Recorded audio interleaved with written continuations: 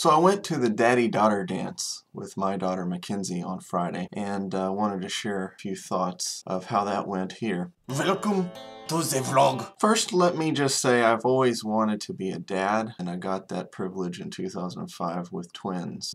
Mackenzie is one of those twins. Her brother Michael is the other, and they are 7. I also have a third child that's also a boy, so I have boys and a girl, and I want to model Christ to all of my kids, but I take my responsibility to model how men are to treat women very, very seriously with Mackenzie. Now, in 7 years of her life, I haven't had a ton of opportunities to do that other than to, treat her mother very well and make it very obvious, where my priorities lie, that, their mother is my love and my life, my highest earthly priority. But I don't get a whole lot of one-on-one time with any of the 3 kids, and what little I've had hasn't been really in this type of genre. So this to me was a great opportunity to show her how we boys should be treating the ladies. And we like to call our daughters princesses, and they dress up as such, and they get their Barbies and they play princess, but really they are God's children, and God is the King of Kings. So there's a royal truth to that title. But I knew Mackenzie wanted to go to this dance just to have fun, so I didn't want to overdo it with the life lessons. And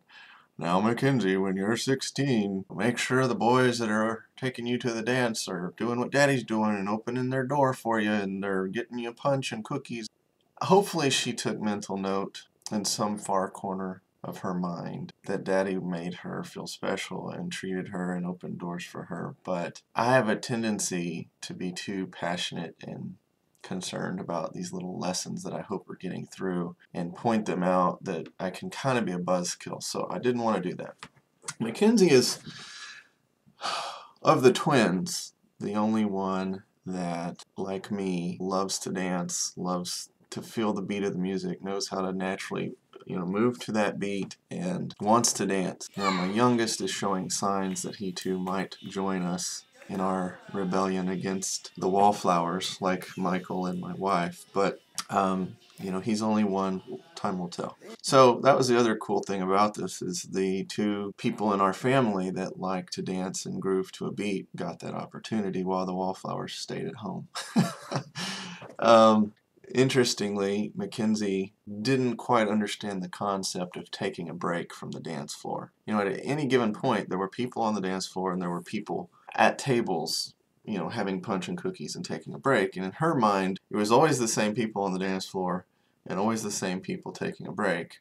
She didn't realize there's kind of a rotation going on. And given those 2 choices, and she gets this from me because I was this way when I was younger too, given those 2 choices, she wants to be on the dance floor. Daddy, we don't need to take a break. Why are we sitting here at this table? And of course I'm sitting there going, because I need a break. And so I got my workout. I mean, we did the YMCA, we did Shout, we did Twist, we did Footloose, we did Hokey Pokey, we did a couple of different line dance songs that are pretty popular right now. I literally had sweat on the brow. It was fun but tiring. And what I ended up doing, even though I kind of went into this with the goal of modeling, or at least setting the bar for future suitors of my daughter very high, I kind of started worrying less about accomplishing that goal and deciding more to realize the moment I was in, and how tomorrow I'm going to blink and she's going to be 16 years old, and then after that I'll blink and she will be married with her own kids, and there will come a day where she doesn't even want to go to a daddy-daughter dance. There will come a day where, whether I've set the bar high enough or not, other boys will come calling and be taking her to these dances. And so whether we had a slow dance where she stood on my feet, or at the end she was so tired and she had worn a blister on her heel, I actually held her in my arms and let her rest her head on my shoulder. I just had to take mental snapshots and let time just be frozen. And of course, I had to fight back some emotions spilling over. I don't think there are many dads out there that have little girls that doesn't become a factor. So I took those photos, and they're trapped in my mind. They are eternally etched in my mind's eye as the phone is ringing in the background.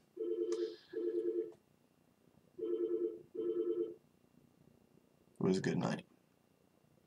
Maybe she'll go again with me next year. The vlog is now over. You may go away.